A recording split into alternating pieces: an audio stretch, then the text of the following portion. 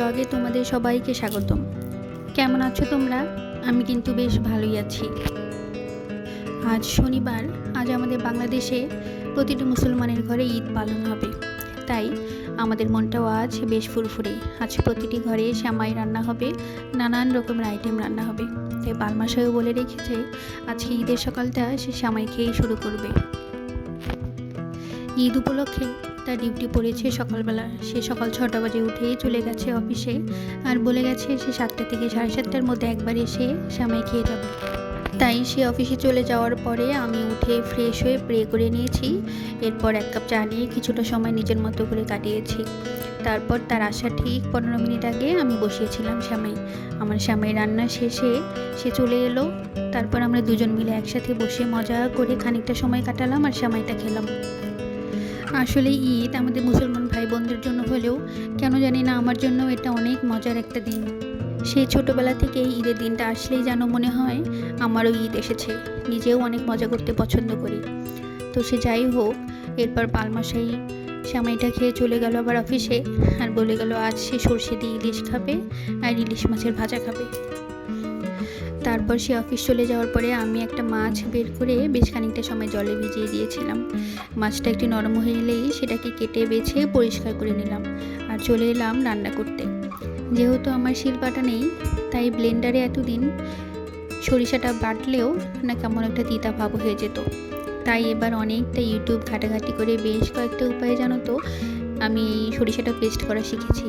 আর আশ্চর্যজনকভাবে এবার সরিষা পেস্টটা একটুও তিতা হয়নি, আর খেতেও হয়েছিল দুর্দান্ত। জানো, তোমাদের সাথে এটা একদিন আমি আমার শর্ট রিলসে শেয়ার করব যে আমি কিভাবে এই সরিষাটা পেস্ট করেছি ব্লেন্ডারে, যেন তিতা না হয়। তো যাই হোক, প্রথমে সরিষা বাটা দিয়ে আমি ভয় ভয় করে শুধুমাত্র 2 পিস রান্না করেছিলাম ইলিশ মাছ। এরপর ভাবলাম যে না, যেহেতু সে ভাজা মাছ খেতে চেয়েছে, তাই 2টো বড় পিস একটু কড়া করে ভেজে নিয়ে তার সাথে কিছুটা তেলে তুলে রাখলাম। আসলে ইলিশ মাছের এই ভাজা মাছের পিস আর কিছুটা তেল মেখে কাঁচামরিচ দিয়ে খেতে তো আমার দুর্দান্ত লাগে। তোমাদের কেমন লাগে আমাকেও জানিও। তোমাদেরও কি আমার মতো এমন ইলিশ মাছ ভাজা খেতে ভালো লাগে? যাই হোক, এরপরে ইলিশ মাছটাকে সাইডে তুলে রেখে আরও কয়েকটা পিস ভেজে নিয়ে এবার করবো রাতের জন্য জিরা বাটা দিয়ে আলু দিয়ে ইলিশ মাছের পাতলা ঝোল।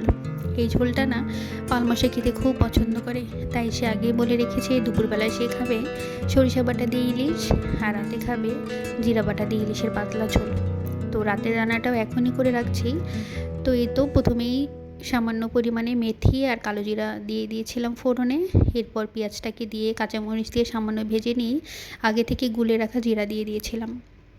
এরপর জিরাটা কষে এলে পরিমাপ মতো ঝোল দিয়ে লাল লঙ্কার গুঁড়ো দিয়ে মাছটাকে ছেড়ে দিয়েছিলাম। এরপর মাছের সাথে বেশ খানিকটা সময় ঝোলটাকে ফুটিয়ে নিলেই হয়ে গেল জিরা বাটা দিয়ে ইলিশ মাছের ঝোল।